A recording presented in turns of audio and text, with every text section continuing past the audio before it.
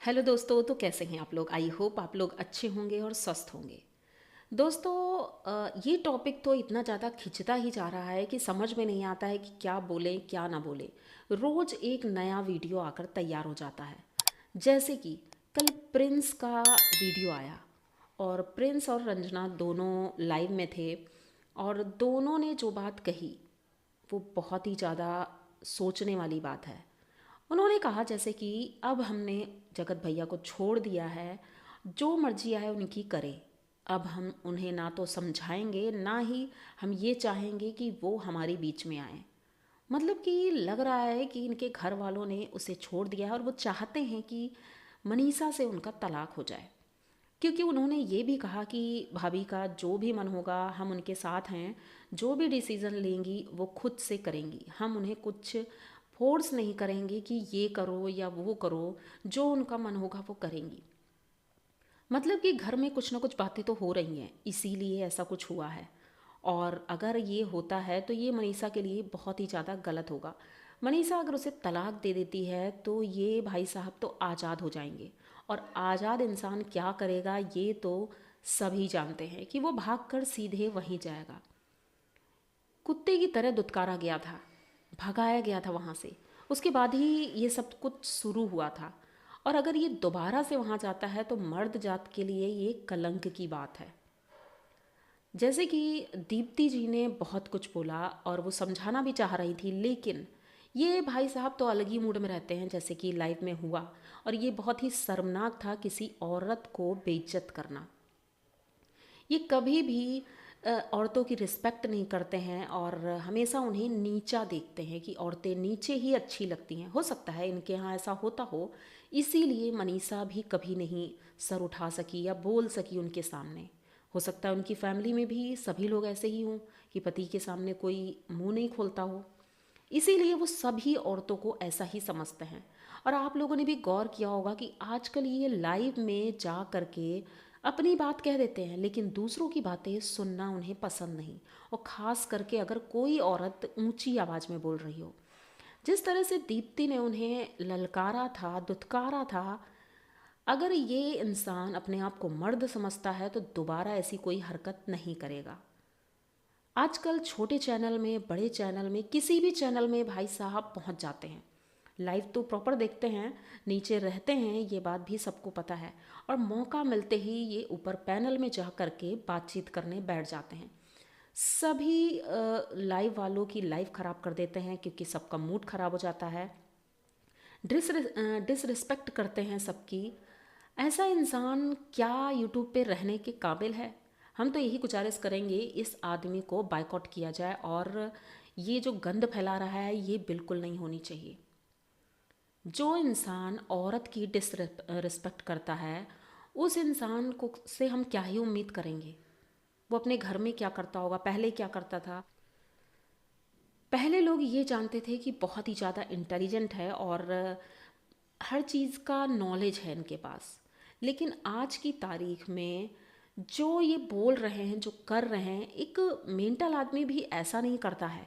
क्योंकि उन्हें अपनी चीज़ें बहुत अच्छे से समझ में आती हैं। कोई उनकी बुराई कर दे या उनको कोई गलत बोल दे तो ये उन्हें बर्दाश्त नहीं है। तो ऐसा कब तक बर्दाश्त किया जाएगा। ऐसे इंसान को कोई कब तक झेलेगा। मनीषा अभी भी तैयार है कि अगर वो सुधर जाता है तो हम उसके साथ रहेंगे। अच्छी बात है कि अगर वो सुधर जाते हैं तो ठीक है, लेकिन उम्मीद तो नहीं है।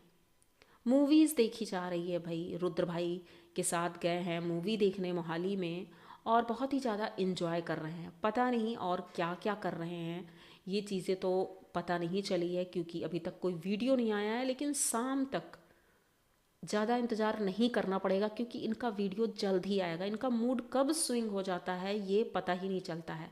एक पल में ये अच्छे रहते हैं और एक पल में मूड का ये इधर से उधर कर देते हैं।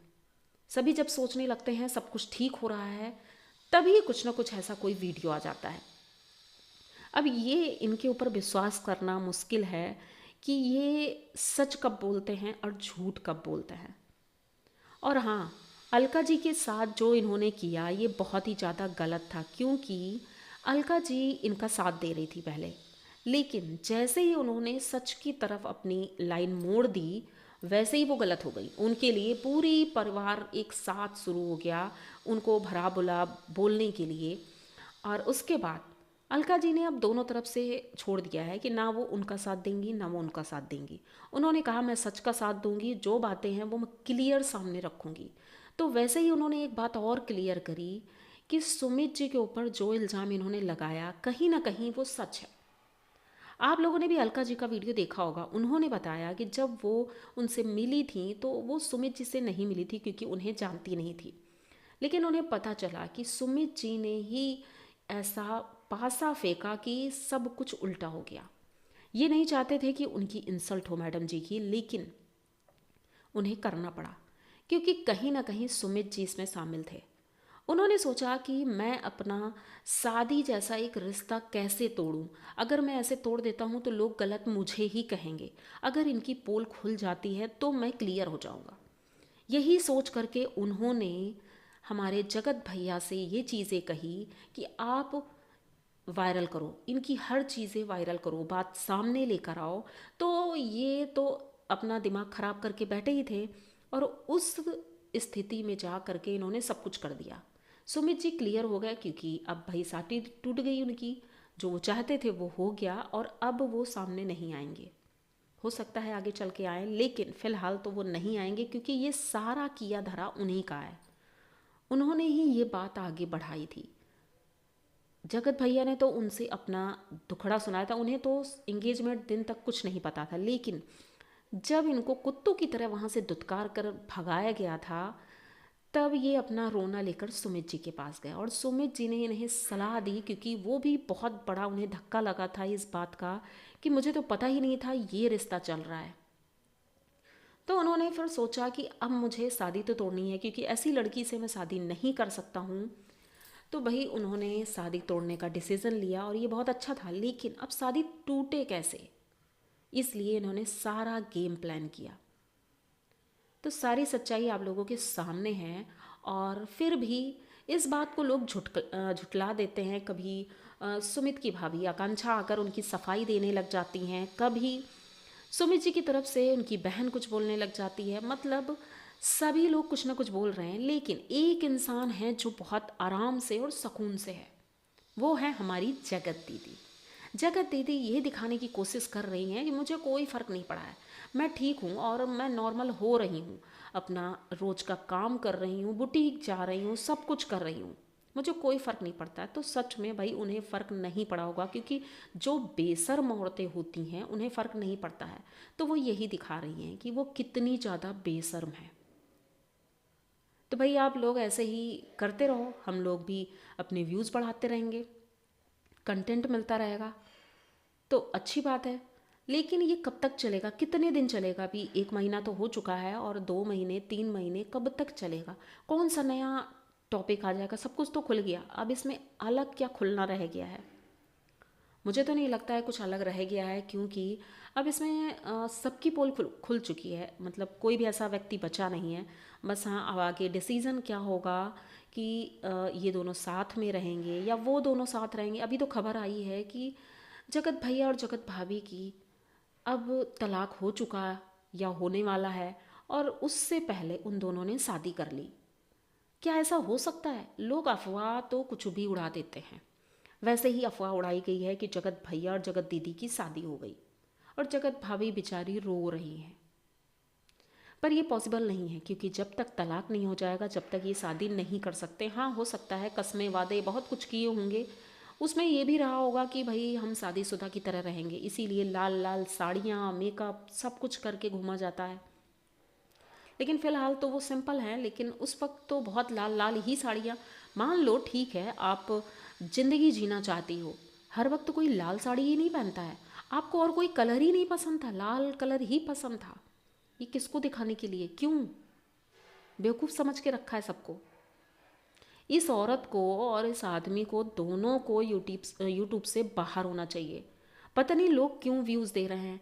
बिल्कुल भी उनके वीडियोस देखना आप लोग बंद कर दो क्योंकि जितना ज़्यादा हम देखेंगे उतना ज़्यादा उनको व्यूज़ मिलेंगे, उतनी ज़्यादा उनकी कमाई होगी। हमसे ही कमाई कर रहे हैं, मतलब हम उन्हें व्यूज़ दे रहे हैं तभी डॉलर बन रहे हैं और उसके बाद हम ही लोगों को सुनाया जाता है। तो भैया आप लोग खुद से कहीं से पैसे कमा के नहीं ला रहे हो, पब्लिक से ही कमा रहे हो और पब्लिक को ही उल्टा सीधा बोल रहे हो। कितने बेशरम लोग हैं।